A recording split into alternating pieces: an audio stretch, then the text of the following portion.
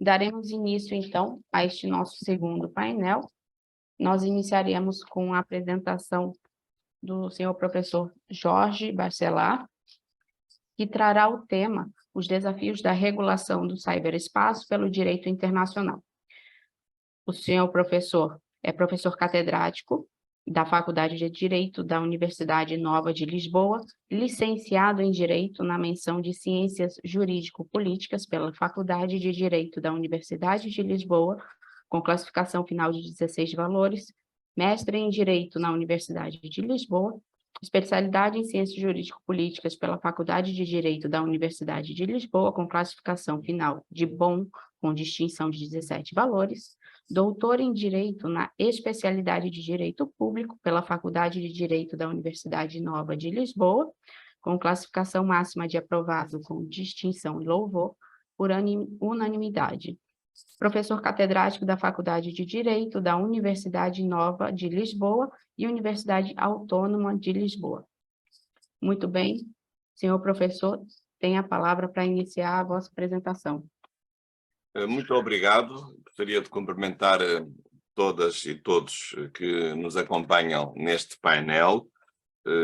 Sei que são muitos que nos acompanham por esta fantástica via telemática, mas gostaria de dirigir alguns agradecimentos especiais e saudações também especiais, a começar pela senhora professora moderadora, a doutora Nathalie Lennon, e agradecer-lhe a benevolente apresentação do meu currículo, e também te a conhecer, ainda que por esta forma mais distante, mas não menos forte, e agradecer a sua presença e a moderação deste debate, desta apresentação. Também gostaria de cumprimentar a professora Renata Barros, que é minha parceira nesta noite, e sobretudo na sua pessoa também saudar toda a nação brasileira e também toda a nação mineira. Sei que é de Belo Horizonte, ela é professora, aliás, numa universidade que eu conheço bem, PUC Minas. Há pouco estávamos a dizer aqui em privado, agora posso dizer em público, que de facto conheço o Brasil muito bem. Já fui muitas vezes ao Brasil, mas realmente Belo Horizonte foi a cidade que eu mais vezes visitei em todos estes 20 e tal anos de carreira académica, pelo menos mais internacional. Mais de 40 vezes, já estive em Belo Horizonte mais de 40 vezes. Não só em Belo Horizonte, noutras cidades mineiras que são muito bonitas, a começar por Ouro Preto, mas de facto, e tenho saudades de Belo Horizonte porque já não vou lá há uns anos, e agora com a pandemia estamos todos fechados, mas agora penso que vai ser mais fácil. Já estarei no fim do mês de maio na Unicinos, no sul do Brasil, mas depois certamente que poderei visitar de uma forma presencial a professora Renata em Belo Horizonte numa próxima oportunidade. Também gostaria já agora de fazer aqui uma saudação especial e um cumprimento ao NELB, ao Núcleo de Estudos Luso-Brasileiros de Direito, por organizar este segundo Congresso Internacional de Direito Internacional Público.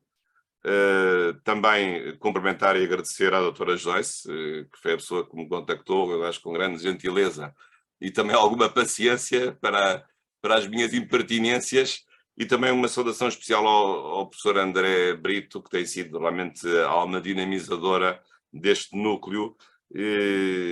Eu já conheci muitos núcleos de muitos estudantes estrangeiros em várias instituições, também na Faculdade de Direito da Universidade de Lisboa, que é a minha escola de base, onde me licenciei e onde fiz o meu mestrado, como também na Faculdade de Direito da Universidade Nova de Lisboa e noutras universidades como na Autónoma, e também a dificuldade que é de organizar este tipo de iniciativas, mas realmente o NELB, que eu fui conhecendo e sempre pude apreciar desde a primeira hora a sua capacidade de organizar coisas bem feitas e sobretudo o interesse e o entusiasmo e a fibra que tem mostrado também em mostrar aos colegas conterrâneos, mas também a todos nós e aos portugueses em particular, de facto a importância de fazer esse tipo de convívios científicos de uma forma realmente livre e com temas de interesse.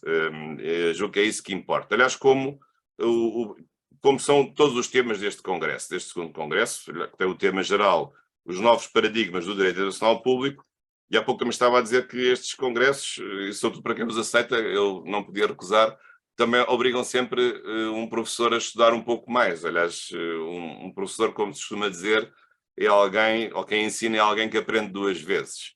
Eu acho que já tenho aprendido mais do que 2 vezes e também tive que aprender umas coisas para falar sobre o tema que me foi proposto, como disse a senhora moderadora, os desafios da regulação do ciberespaço pelo direito internacional. E, de facto, é um tema da ordem do dia, aliás, em vários sentidos. Hoje, de facto, falamos muito no ciberespaço ou no mundo digital, enfim, há muitos nomes, e começam já a aparecer até alguns manuais, de facto, de direito digital. Eu até tenho aqui um para vos mostrar, um até espanhol, Direito Digital, Fundamentos Básicos. Este é um de muitos outros, por acaso um autor espanhol. Também agora fiquei com vontade de escrever um manual de direito digital ou de direito do ciberespaço, quem sabe. Depois desta minha intervenção ficarei com essa energia. Mas eu não vou falar de todo o direito do ciberespaço, isso seria realmente uma coisa incomportável, seria na prática impossível fazer esse estudo generalizado, e vou apenas dedicar-me à matéria da regulação internacional do ciberespaço e depois escolhendo aqui alguns temas, porque há muitos temas, talvez 3, a minha proposta é escolher 3 temas que julgo que são os mais importantes na própria regulação do ciberespaço. Mas antes disso, julgo que é importante recordar, todos temos essa experiência, mas temos de conceptualizar essa experiência, que é a experiência de viver no ciberespaço. E, de facto, o ciberespaço é uma nova dimensão que se impõe a todos nós. Hoje não passamos um minuto sequer sem estar em contacto com o ciberespaço, às vezes dizemos internet, ao espaço virtual, ao espaço digital, enfim, o que quisermos, mas realmente é um mundo, é uma realidade, ao metaverso, também agora usa-se essa expressão, num certo sentido, mas é uma realidade realmente nova, nova de 10 anos, de 20 anos, e que de facto veio para ficar e é irreversível. Aliás, irreversível até porque o ciberespaço corresponde ao mundo cibernético, uma outra expressão que se utiliza, corresponde àquilo a que os sociólogos têm chamado a quarta revolução industrial.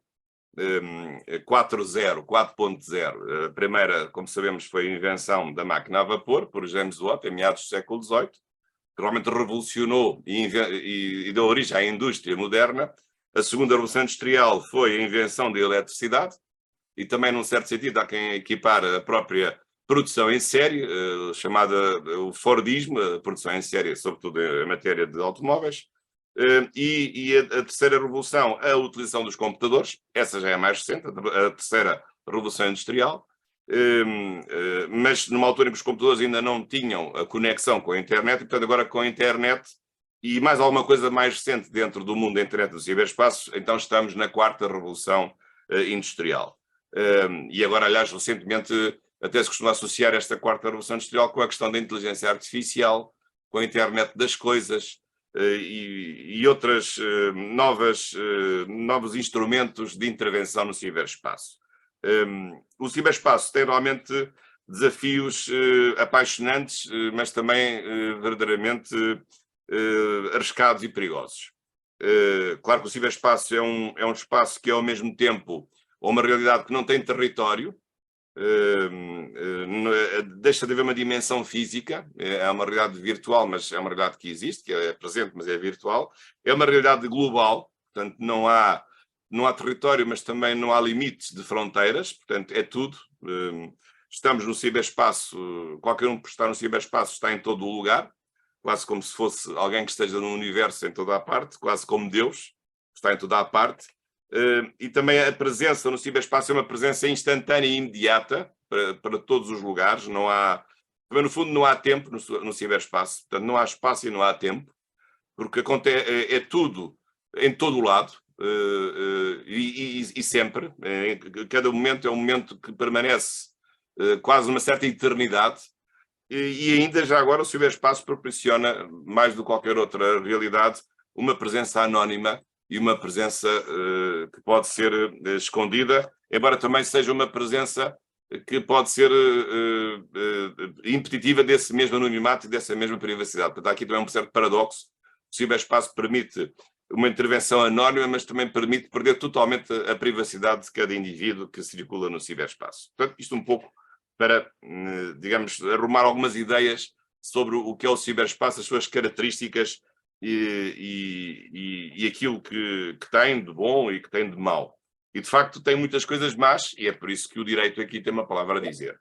Com certeza que o ciberespaço é um ciberespaço que tem várias dimensões científicas e técnicas, e, portanto, a intervenção do ciberespaço é feita por várias ciências sociais e humanas e tecnológicas. Portanto, há uma técnica de intervenção do ciberespaço, há uma ciência do ciberespaço, mas também tem de haver um direito do ciberespaço. Portanto, é um espaço que não deve ser desregulado, porque muitas vezes, quando há liberdade absoluta, tudo isso se torna numa libertinagem ou numa selva. Costumamos sempre dizer que é preciso haver direito para que não seja o direito da força, mas a força do direito. Fazemos sempre a metáfora da selva, em que a lei da selva é a lei do mais forte, e, portanto, o direito não pode permitir a lei do mais forte, mas deve fazer a ordenação dos comportamentos sociais e individuais no sentido de alcançar um objetivo de justiça, com as suas dimensões que nós conhecemos. E, portanto, aqui também no ciberespaço há essa preocupação de haver um direito do ciberespaço em vários níveis. Eu vou referir-me em particular ao direito internacional público, e isso é muito difícil.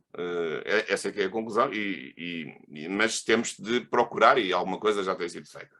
E difícil porquê? Difícil pelas características que eu referi. Necessário porque há uma série de ameaças que o ciberespaço nos suscita, porque é um espaço de maior vulnerabilidade, temos roubos, temos burlas informáticas, temos ciberataques, temos violações da nossa privacidade, temos espionagem comercial, temos espionagem política, temos falsificação de identidade de pessoas através da internet, portanto temos enfim, a pirataria informática, temos um conjunto de realidades que têm vindo realmente a intensificar-se. Portanto, as coisas más, também há coisas boas, a pessoa poder corresponder-se, poder partilhar com outras pessoas. O facto de estarmos aqui a falar sem ser necessário estarmos próximos.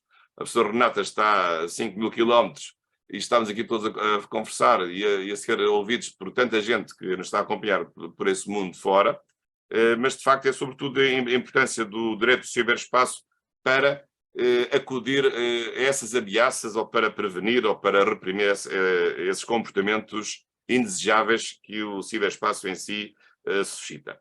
E, além do mais, hoje também, na enciclopédia jurídica, temos que reconhecer a existência do novo ramo do direito, que é precisamente o direito do ciberespaço.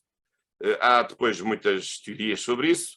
O direito do ciberespaço, na verdade, é um direito misto, não é um direito público, mas também é um direito privado, porque há um conjunto de assuntos que se agregam ao próprio direito do ciberespaço. Esse é, aliás, um grande problema, porque, na verdade, não sei se há uma unidade dogmática do direito do ciberespaço. Será certamente mais um conglomerado de núcleos temáticos que progressivamente vão chegando ao direito do ciberespaço e o vão multiplicando e o vão fazendo crescer. Vou dar alguns exemplos de coisas que têm vindo a ser agregadas a este setor jurídico.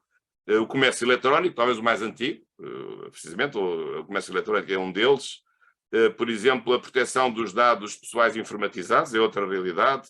A questão do cibercrime, a questão da proteção da propriedade intelectual, das telecomunicações, a própria administração pública eletrónica, e o governo do ciberespaço, é um problema também que se tem colocado nos últimos tempos, e, portanto, há uma série de assuntos que, de facto, são tratados no ciberespaço, mas para os quais nós nem todos temos a mesma habilitação, porque, precisamente, há assuntos que são de direito privado, que implicam os conhecimentos de direito às obrigações.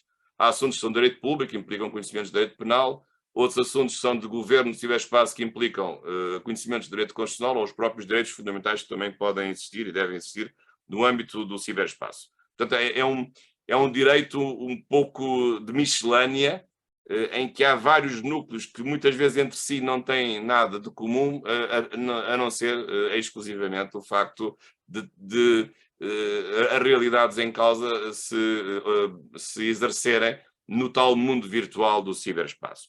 Por outro lado, este ramo do direito, este tal direito cibernético, ou do direito do ciberespaço, também é particularmente difícil de limitar, porque ele envolve uma pluralidade de fontes do direito, porventura em maior escala do que qualquer outro ramo do direito.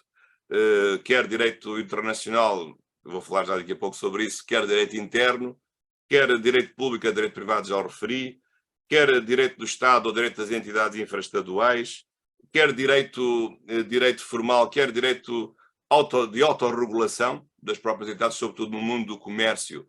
A Lex Mercatoria também tem aqui um papel importante de autorregulação das entidades que intervêm, sobretudo no campo do direito privado, no âmbito do ciberespaço. Portanto, ao nível também das fontes do direito do ciberespaço, há aqui uma multiplicidade de fontes que intervêm e que podem, de facto, tornar difícil a compreensão precisamente neste novo ramo do direito. Bom, mas agora, focando mais a minha intervenção especificamente na questão do direito internacional do ciberespaço, é uma perspectiva talvez mais importante do que as outras e talvez até mais útil, porque precisamente como o ciberespaço, como acabei de dizer, e também referi essas características como pressuposto aquilo que vou dizer, não tem na verdade território, não tem fronteiras porque é global e portanto está em toda a parte, então talvez o único ramo do direito que possa, na verdade, levar a cabo uma ordenação efetiva de impor uma justiça nas relações jurídicas que se criam no ciberespaço, porventura o único ramo de direito que pode levar isso mais a sério é o direito internacional. Porque os direitos nacionais só cuidam da parte que lhes diz respeito, mas se o ciberespaço não tem território, e como os direitos nacionais se aplicam apenas ao território de cada Estado, não vale a pena o direito nacional dizer uma coisa porque nunca vai atingir as pessoas que porventura tenham comportamentos violadores das próprias regras nacionais do âmbito do ciberespaço. Embora possa haver uma maneira de resolver o problema, mas nunca será tão importante quanto o facto de haver um direito internacional do ciberespaço em diversas áreas.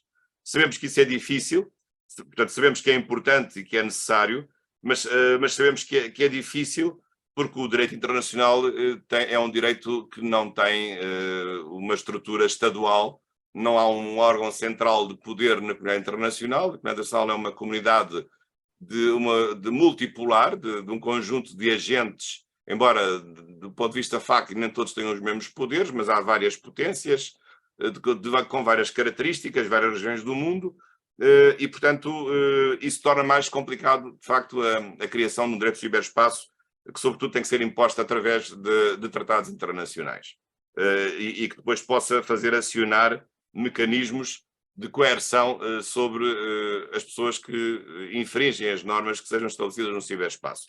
E sabemos que na comunidade internacional não há propriamente um polícia, não há um Estado, não há um tribunal, não há uma entidade legislativa, e os Estados são ao mesmo tempo autores e destinatários das normas que criam no âmbito de um tratado internacional. Mas isso, apesar de tudo, não nos deve desanimar e, pelo contrário, apesar de tudo, tem havido alguns fenómenos que têm levado os Estados a acreditarem que é pela via internacional que podemos fazer uma regulação efetiva do ciberespaço. E agora gostaria aqui de me referir a 3 temas, embora possa haver outros, com certeza, sobretudo mais do direito privado. Eu aqui, como a minha veia mais publicista, eu falarei aqui particularmente de 3 temas de direito público.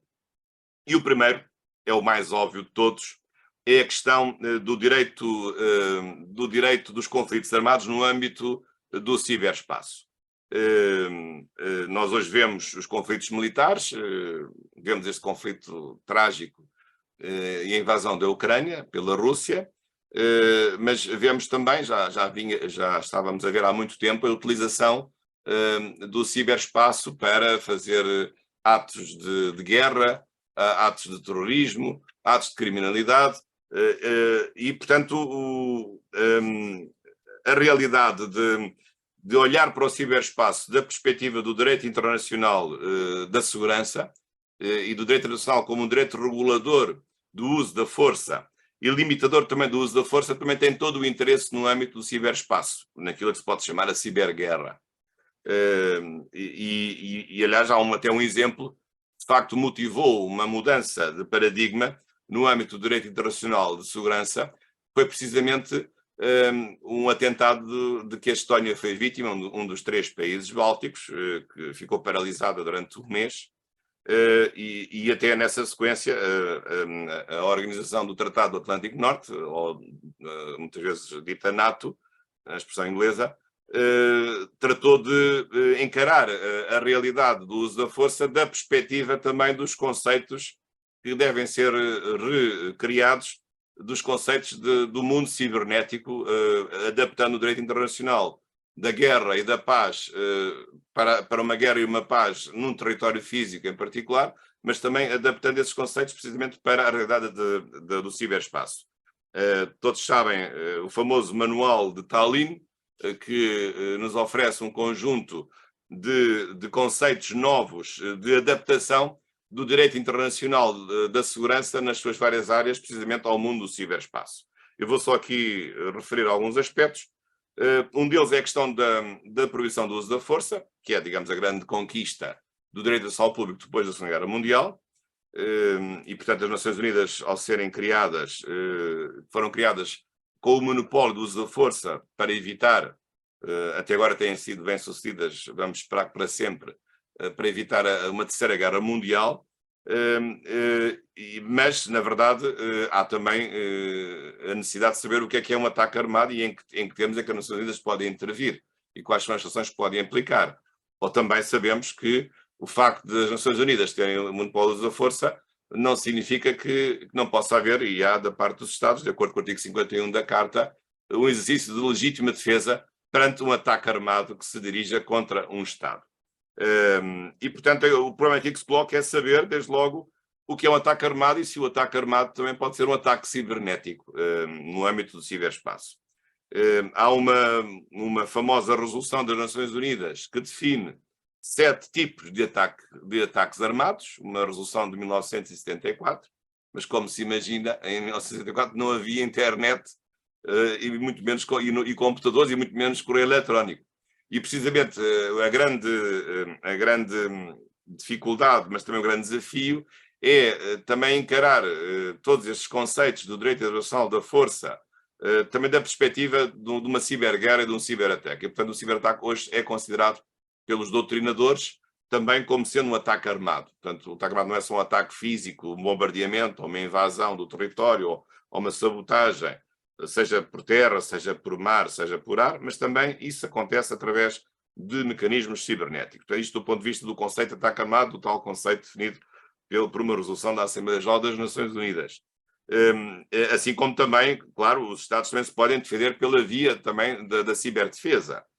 Ou até as Nações Unidas podem, por exemplo, aplicar sanções, as sanções militares, não tem que ser necessariamente sanções através do envio de tropas ou de uma libertação física de um território que tivesse sido ocupado, como aconteceu na Primeira Guerra do Golfo, quando o Iraque anexou o Kuwait, mas também pode responder, isso está também nesse tal manual de Tallinn, também se pode responder através também de uma intervenção cibernética que seja de restrição da atividade de um Estado, ou seja, mesmo de punição de um Estado através de medidas de retorção ou de represália, que também pode haver uma represália de natureza cibernética. Portanto, tudo isto realmente tem mudado de uma forma significativa e, aliás, difícil e também muito interessante.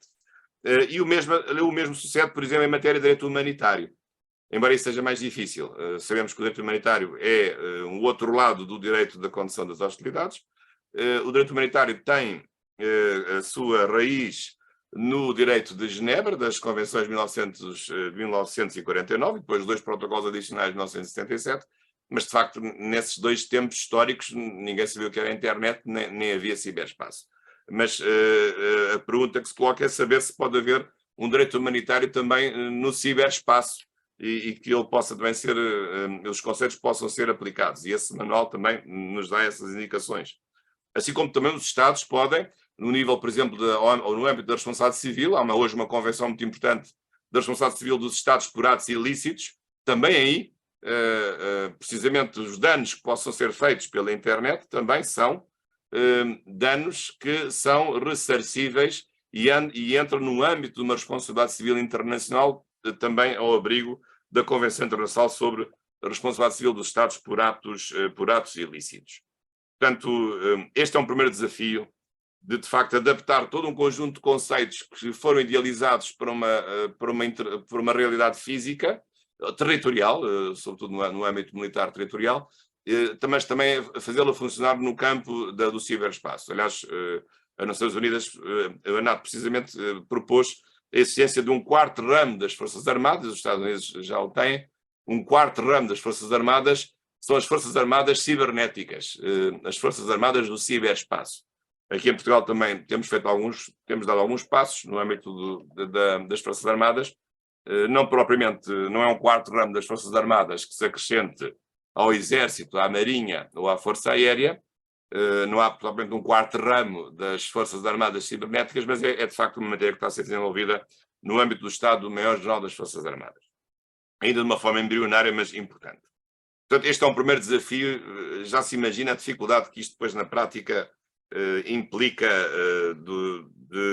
de verificar a autoria dos atos, o alcance dos atos, como é que se podem proteger pessoas também no campo do ciberespaço. Depois um segundo tema que eu queria aqui abordar, é um tema talvez mais conhecido, que é a questão dos direitos humanos digitais. Nós também hoje já nos habituámos a entender que os direitos humanos, ou os direitos fundamentais, conforme aqui a perspectiva seja do direito internacional ou do direito constitucional, que na realidade são a mesma coisa, mas os direitos humanos digitais são direitos fundamentais que as pessoas devem possuir e que devem exercer no campo do ciberespaço para serem defendidas naquilo que tem de mais importante e de fundamental na defesa da dignidade da pessoa humana e dos bens jurídicos associados à própria pessoa humana. E, portanto, a pergunta é, pode haver direitos humanos digitais? Pode e deve. Aliás, a este respeito, até como português, me devo orgulhar, porque a Constituição Portuguesa que é de 66, deve ter sido a primeira Constituição do mundo a consagrar um conjunto importante, aliás, de direitos fundamentais em matéria de utilização da internet. Na altura não se falava de ciberespaço, nem bem da internet, mas, digamos, a ideia da utilização da informática para manusear dados pessoais. Portanto, só a questão dos dados pessoais. Há outros dados que não são pessoais. Mas já em 76, imagina a Constituição Portuguesa, quando não havia internet, quando não havia correio eletrónico, já a Constituição de 76, em 76, estabelecia um conjunto de regras de proteção dos dados pessoais que fossem informatizados, ainda que na altura nada fosse informatizado, pelo menos assim, em larga escala. Aliás, com os dois grandes objetivos que são relativamente óbvios, são os dois valores que estão por detrás da proteção dos dados pessoais informatizados, em relação ao Estado, neste caso. Quais são esses valores? O valor da liberdade, para que o Estado não se transforme no tal Big Brother, infelizmente aí George Orwell vai tendo razão, na sua famosa distopia 1984, mas também o valor da privacidade, e, portanto, são os dois valores que estão subjacentes à intervenção no âmbito do ciberespaço, no reconhecimento aos cidadãos, quer sejam cidadãos de um país ou cidadãos do mundo, desses direitos humanos digitais. Portanto, aí a Constituição Portuguesa até foi, de facto, a pioneira em todo o mundo, mas depois muitas outras constituições também de terceira geração consagraram esses direitos, e esses direitos já existem até em alguns tratados internacionais, não por acaso os mais clássicos não tratam disso. Os tratados de direitos humanos das Nações Unidas, que são de 66, nunca falam em ciberespaço, mas já, por exemplo, isso sucede com a Carta de Direitos Fundamentais da União Europeia, que é um texto recente, que foi aprovado com o Tratado de Lisboa em 2007, que entrou em vigor em 2009, já tem lá um artigo precisamente sobre a proteção dos dados pessoais informatizados, e depois a própria União Europeia, no seu âmbito regulatório, também aprovou o famoso Regulamento Geral de Proteção de Dados, o RGPD, que foi realmente um salto de gigante, não tanto para Portugal, que nós já tínhamos isso protegido ao nível da Constituição e da legislação ordinária, mas para muitos outros países que não tinham nenhuma norma, nem mesmo na Constituição, em relação à proteção dos dados pessoais informatizados.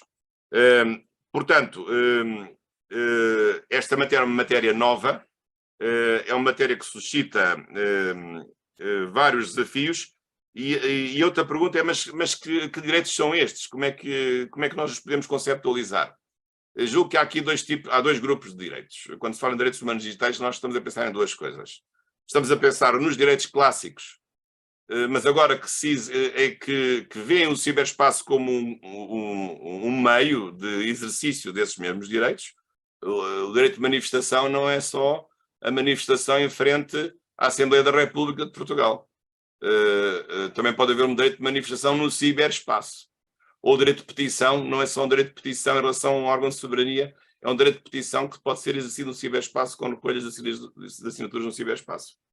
Ou o direito à honra, que muitas vezes é ofendido se alguém nos insulta na rua ou diz mal de nós à nossa frente, ou normalmente é pelas costas, nós até agradecemos que seja pelas costas, também podemos ter a nossa honra ferida através da utilização do ciberespaço. Basta, aliás, ver qualquer comentário nas redes sociais para perceber qual é a honra que nós temos e o que é que nós valemos do ponto de vista da honra que as outras pessoas nos merecem. Enfim, cada um tem as suas experiências, não vou dizer mais nada. Mas, portanto, é a ideia de que os direitos humanos digitais são nesse aspecto não são nada de novo, mas são uma aplicação no ciberespaço dos direitos já pré-existentes que supõem relações pessoais ou relações em que há uma dimensão territorial e uma dimensão de presença física. Mas muitos deles também fazem sentido no próprio ciberespaço. Outro, por exemplo, o direito à privacidade, como é óbvio, a privacidade não é só eu não fotografar pessoas na rua ou não pôr um telescópio no quintal da minha vizinha. É também a privacidade no próprio campo do ciberespaço. Mas há uma outra nova realidade que tem vindo a aparecer, que são os direitos humanos digitais, agora não os clássicos, mas aqueles que só fazem sentido no próprio ciberespaço. Em que o ciberespaço, de facto, agora já não é o meio, mas é a realidade em si que suscita a proteção que os direitos fundamentais dão à própria pessoa. E aqui o que é que nós temos? Temos o testamento digital, por exemplo, o direito à privacidade na internet, o direito à não geolocalização na internet, etc. Um conjunto de outros direitos que agora não vou desenvolver. Aliás, muitos deles foram consagrados, e já estou quase a terminar, foram consagrados numa lei portuguesa muito importante de 2001, a Carta Portuguesa de Direitos Humanos na Era Digital, que é de facto uma lei magnífica que sintetiza todos esses novos direitos ou novas aplicações dos direitos clássicos no campo do ciberespaço e que de facto foi um passo muito importante no reconhecimento desses mesmos direitos.